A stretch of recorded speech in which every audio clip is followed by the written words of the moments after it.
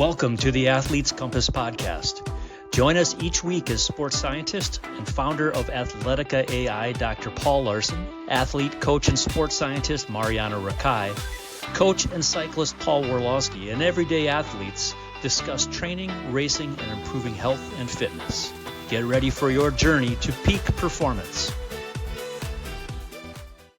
Hello and welcome to the Athlete's Compass podcast, where we navigate training, fitness, and health for everyday athletes. Today, we tackle a series of listener questions. We love receiving questions from you from the Athletica forum or from our Athletica social media pages. Ask us anything. So here's our first question from English Phil. What is the difference between developing maximal O2 uptake and maximal power or pace at VO2 max?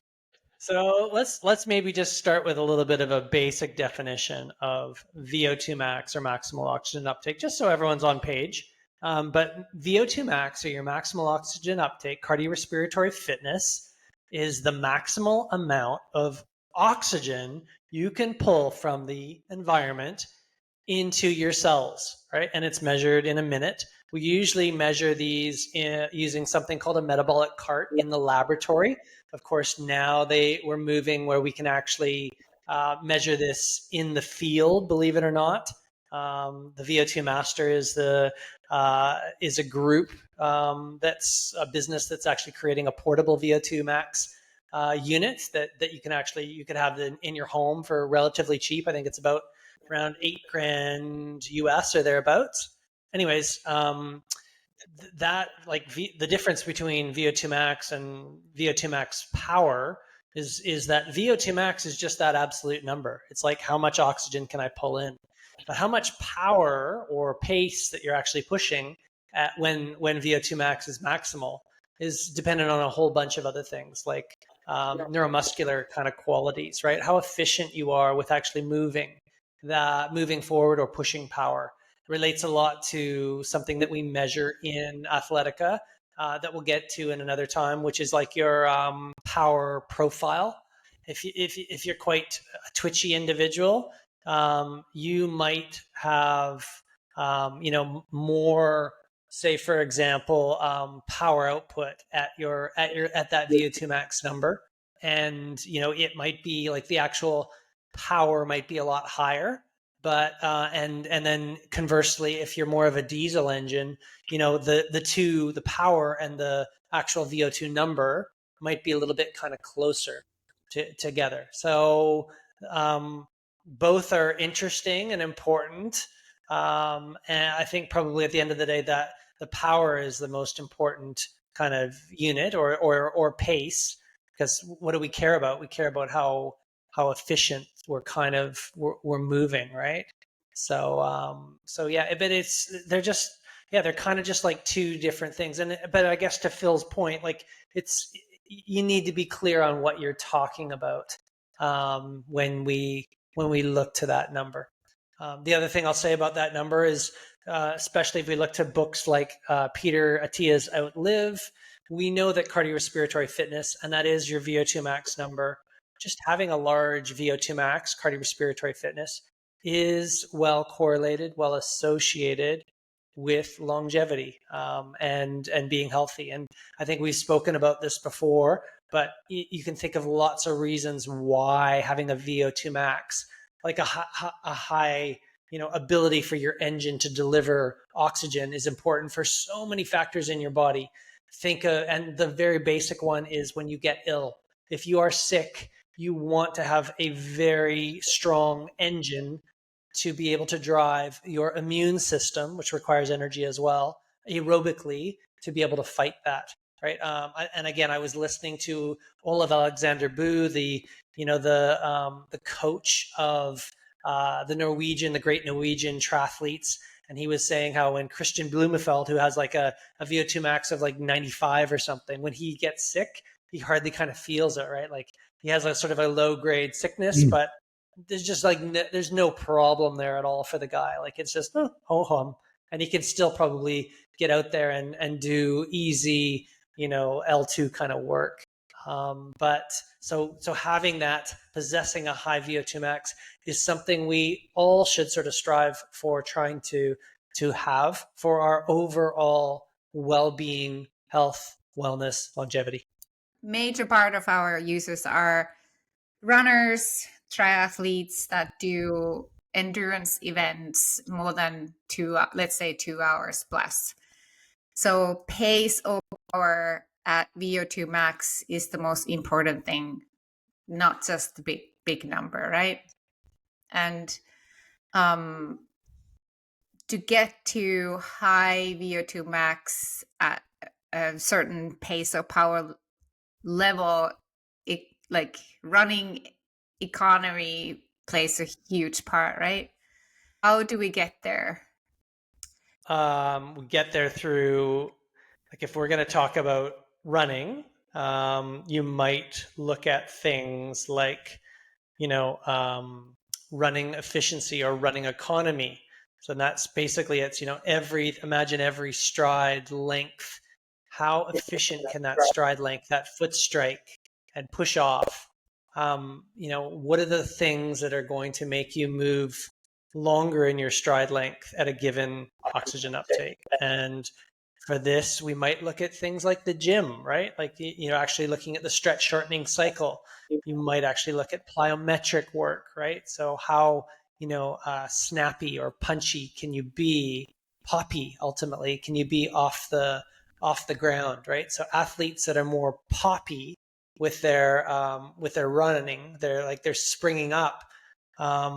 They have ultimately, muscle, tendon, bone units that are very, conducive to moving in the forward direction. They're going to be a lot faster at moving at that given VO2.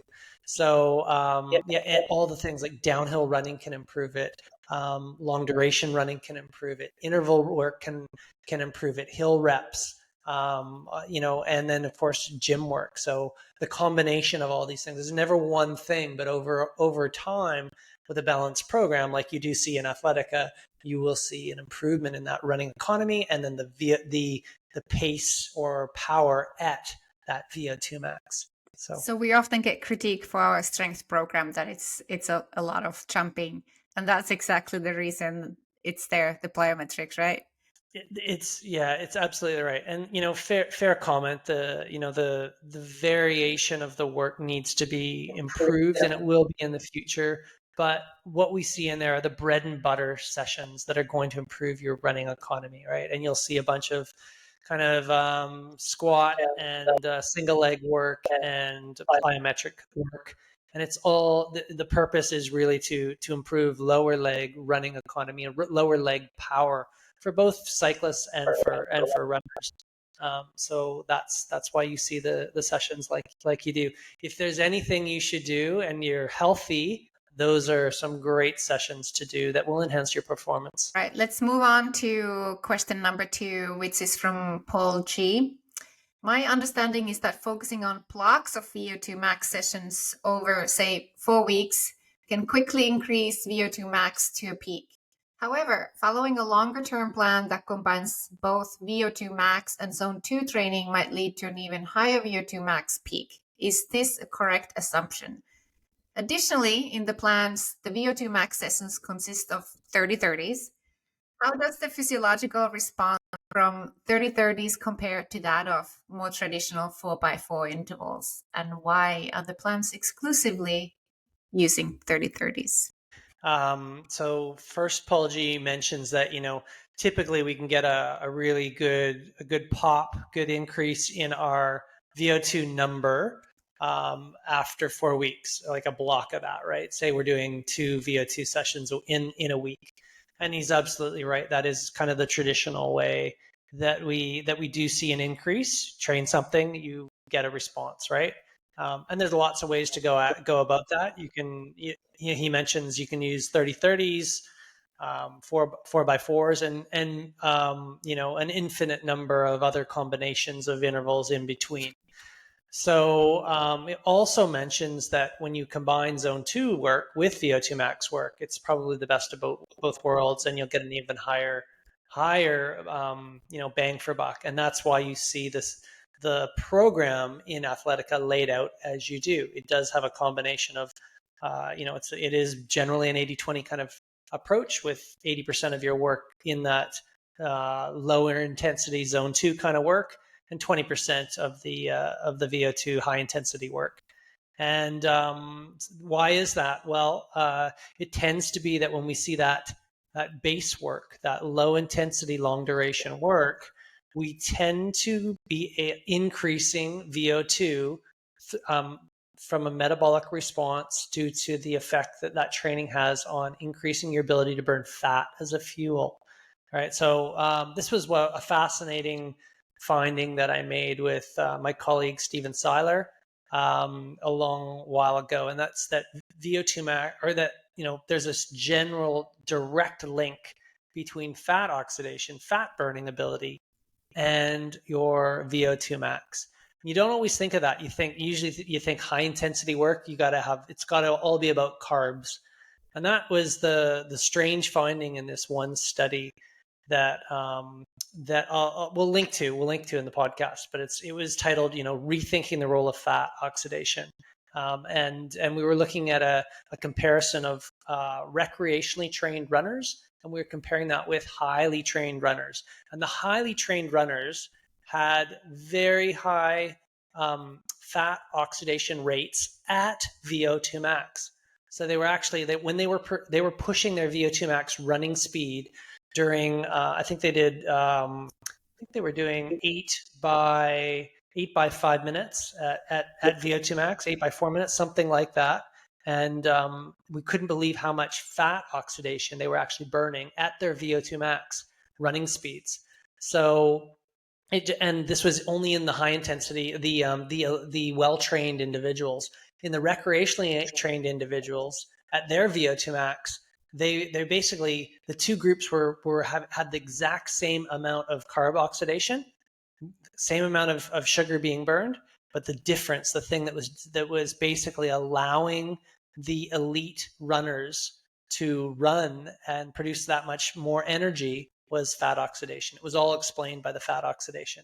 So that's what you're doing when you actually do both. To Paul's point, when you actually do zone 2 training and VO2 max training, the combination of those two are creating this signal to allow for more fat to be burned in the mitochondria of the muscle cells, and of course the heart's involved and all that sort of thing. But that's why you see the Athletica sessions set up as they are. The science supports that's the best way you can improve your VO2 max and your running speed at VO2 max. Back to the first question that we spoke on in the podcast here.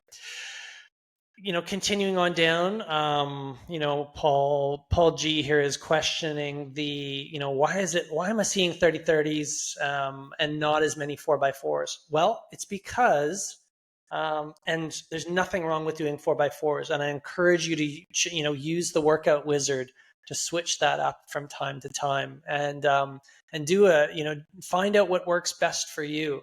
Remember, the workout wizard you'll see it at the bottom of nearly every single session, and it's where you can get different variety of sessions. You can get different durations of sessions, different intensities of sessions, and there's an injury tab.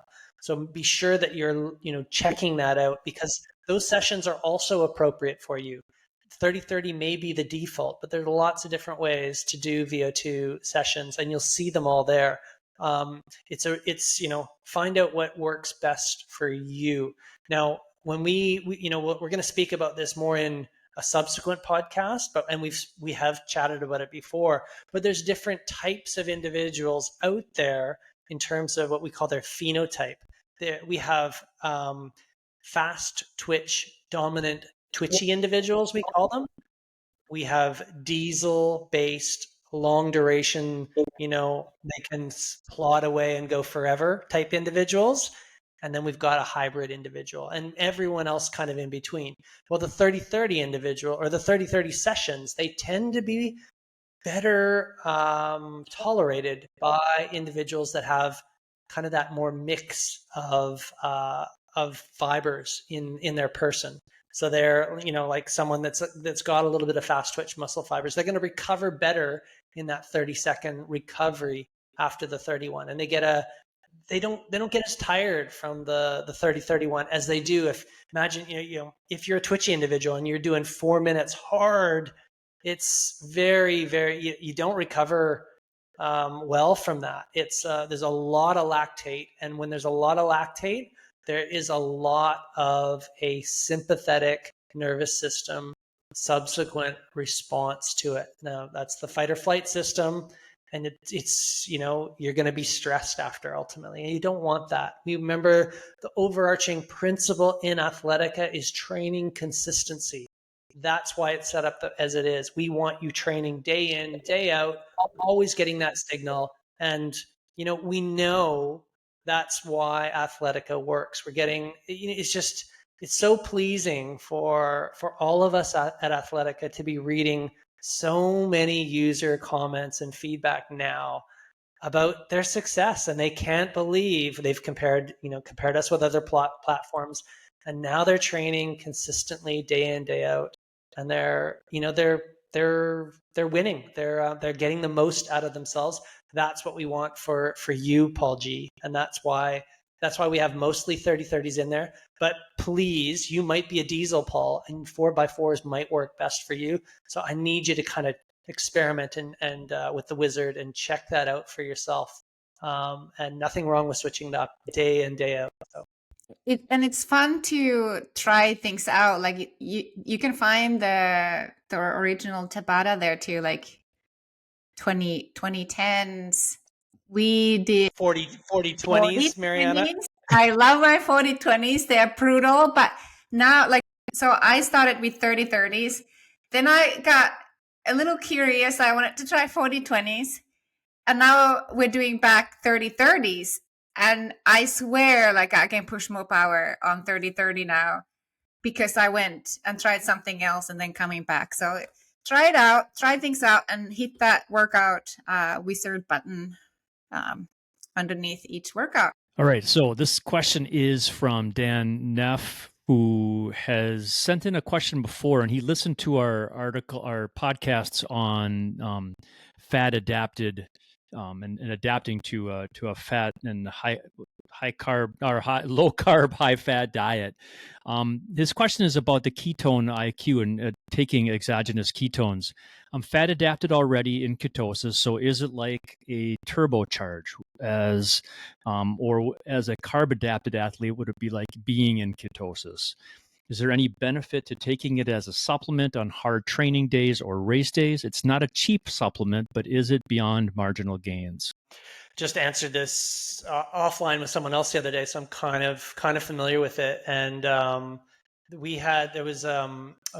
we'll link to it, but it's a training science podcast I did with Cheel Poffey, who he did his whole PhD on this area of the supplements, the ketone supplements. And I've told this story before, and I tell it in the podcast. But ultimately, I have a fairly decent long history with working with these ketone supplements from a research standpoint, and when I was working with the New Zealand Olympic program back for the 2016 Olympic Games in Rio, we were looking at this for a few of our athletes.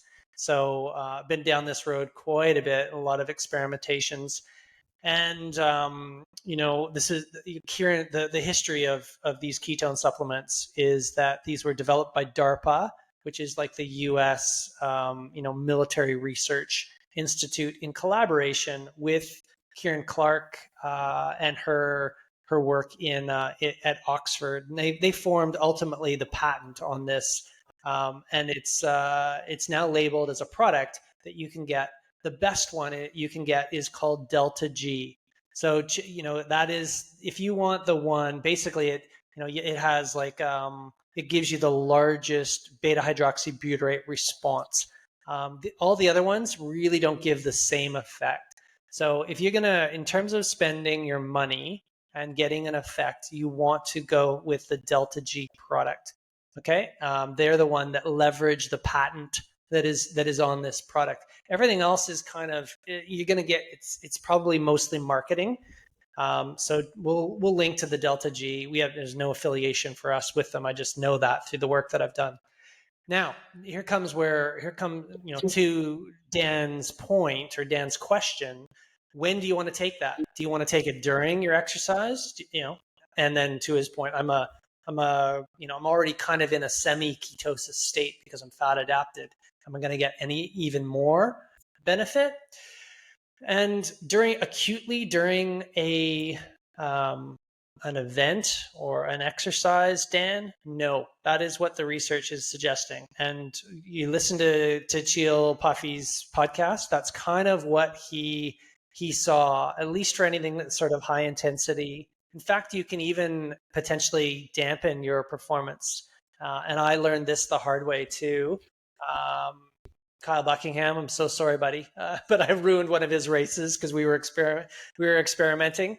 But so it's like, really be careful, because it can push out an insulin response, and insulin is the last hormone that you want present when you're actually exercising, because that's a anabolic hormone, not a catabolic hormone, right? You want to break things down and give energy. You don't want to be building up, right? And so you can just imagine you all of a sudden get this big insulin response during an exercise. You don't want that.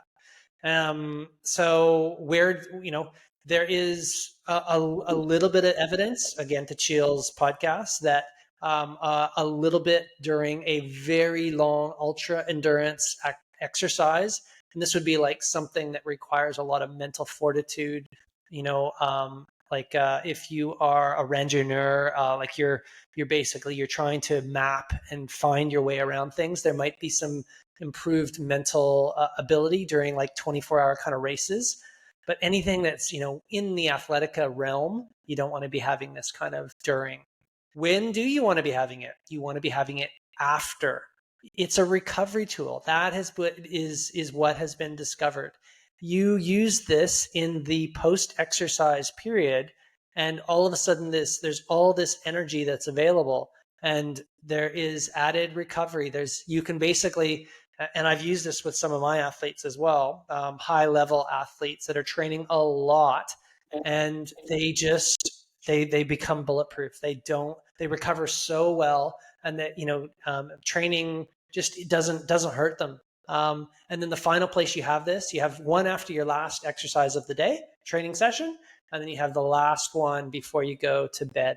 Now that's a very expensive way to go about things, but if you're looking for an edge, then that is a pretty solid marginal gain. And you've got resources where money isn't so much an object for you, because I think the price on these is something like $100 for 3 shots. So you think about, and I don't know if that's the exact price, but it was something like that last I was looking at. It's super expensive, right? Like that'll add up pretty quick, right? If you're adding, if you're doing 2 shots a day, let's call it $60 a day just on your recovery ketones. Yeah, maybe it's, I'm not sure how much more you're going to get, but improved sleep quality, improved recovery. Don't take it during, generally. I'll use my $100 on a massage. Fourth question for today, we have Sarah Prass. Why doesn't my nutrition strategy at sea level work at altitude? I used a combination of fig bites called Figgy Pops from an organic online grocery store. Shared the nutrition label with my coach and looked legit and great to throw in my top 2 bags, so I didn't have to unpackage anything for Leadville. Is it 100 miles or 100K mountain? No, 100-mile mountain bike race, Leadville, yeah. The plan was to use that and never second get gels. I was able to do 60 to 80 grams carbs per hour, even in the heat and during spot intervals with that food. During the first few hours of the race, it was obvious that the wheels were coming off. Terrible stomach cramping. It truly felt like I was allergic to the food. Even the gels were hard to get down, but easier than the fig bites.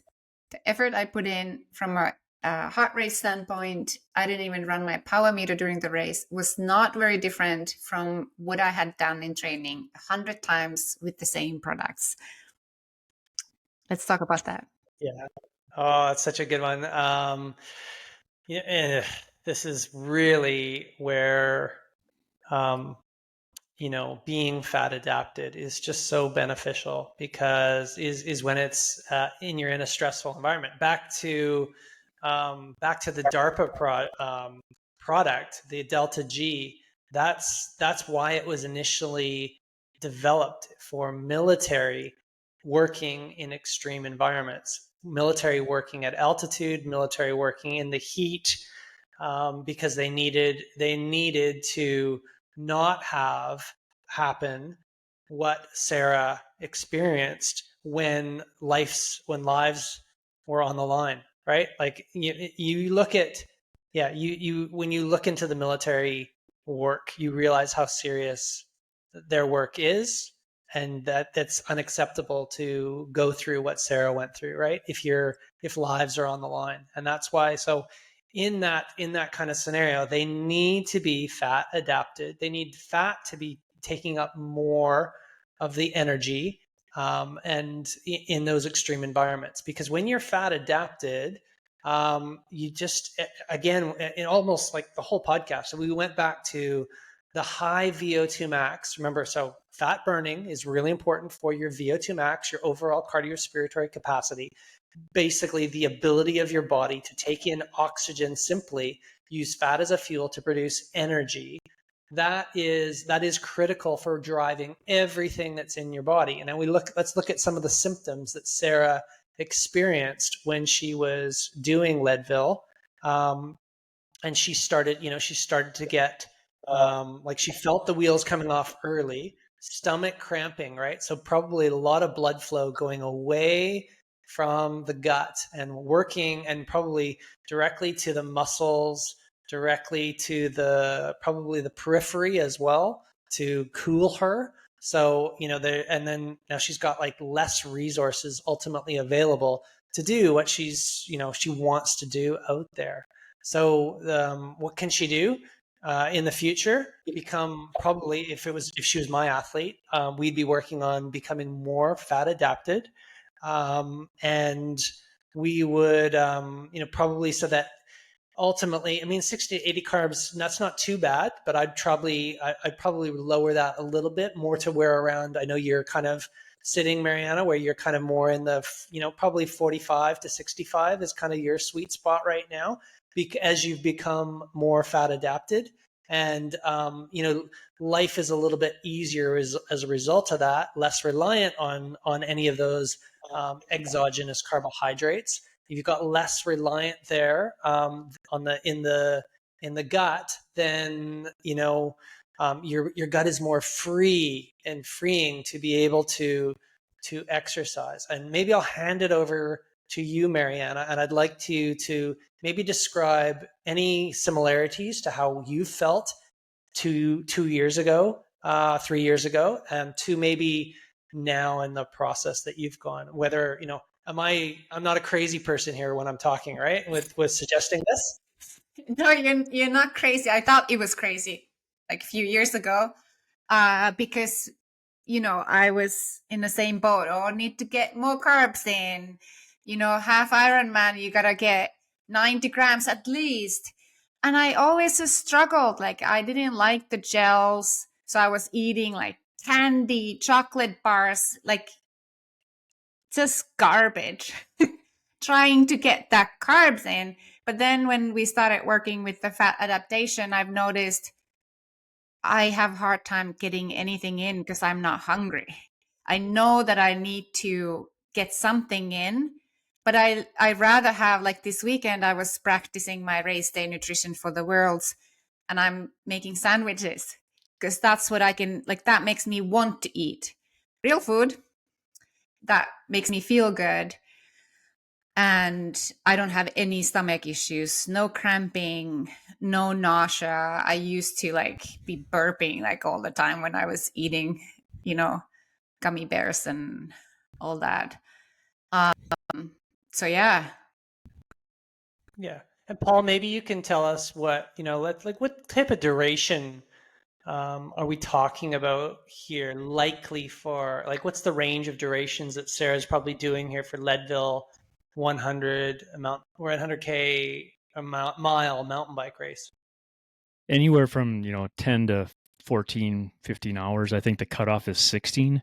So are you saying, Paul, that her stomach issues were more likely the stress of the race? Yep. That's the very first thing. So, I don't know Sarah's history, whether how acclimated she would be. I don't, we need more context, right? Like, I don't know if she's coming from Colorado where she's already at altitude or whatever. But more likely she's probably arrived at Leadville,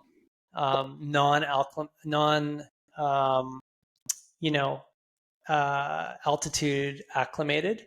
And again, we always know that this is the one key thing that we always notice in our experience when athletes become fat adapted with all the signs, and then they arrive at altitude. They're just like, I can't believe the difference.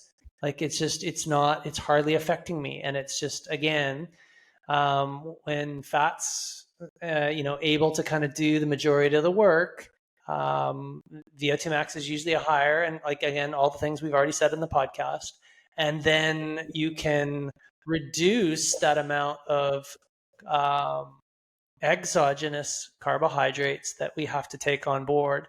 Kind of to Marjaana's point, let's if we can move that 60 to 80 gram reliance down to sort of 40 to 50 and still feeling the same, then we have generally a better system, right? Like, fat is taking the substitution, it's taking the place of that exogenous carbohydrate. And it's just kind of like there's less work less demand on the gut. Everything else kind of feels better. And yeah, in our experience, it tends to be a better strategy. That is all for this week. Thank you for listening, and join us next week for the Athletes Compass podcast. Ask these training questions. We love them, and we love getting them in our comments and in our social media. Thank you for taking a moment to give us a 5-star review as well. Paul, Marjaana, and I are professional endurance sports coaches with limited availability. Contact us to set up an appointment. For Marjaana Rakai and Dr. Paul Laursen, I am Paul Warloski, and this has been the Athletes Compass podcast. Thanks for listening. We hope you enjoyed another episode of the Athletes Compass podcast, your North Star through the sometimes complicated world of training for your endurance sport. For a deeper dive into the science of endurance sports, listen to the Training Science podcast and check out the adaptive AI training platform, Athletica.ai. And thanks.